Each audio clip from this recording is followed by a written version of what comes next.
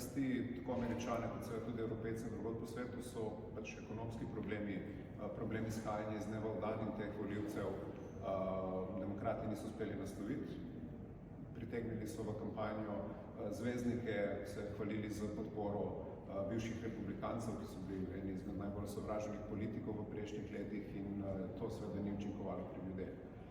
Donald Trump po drugi strani pa seveda znal nagovarjati in to plansko dolga leta ravno te najbolj osnovne sentimente pri ljudeh, seveda s prevaro. Vemo, da bo Donald Trump zagovornik velikih multikorporacij, fosilnega lobija in tako naprej, o čemer priča tudi zelo znatna podpora Elona Muska in celotnega Twitterja oziroma današnjega X-a v zadnji kampanji. Tako da pod črto, ja, zagotovo so demokrati sami krivi za ta poraz, zato ker niso nagovarjali pravih stvari, tako kot pač vidimo tudi zadnje trende v Evropi. Pač sredinske stranke ne znajo izpostavljati ključnih ekonomskih problemov, ki pestijo ljudi, vprašanja stanovanj, streh nad glavo, pač boljših plač, boljšega ekonomskega položaja in ne nazadnje videli smo tudi veliko napako v tem, da se niso znali postaviti na pravo stran, kar se tiče mednarodnega okolja, vojne v Gazi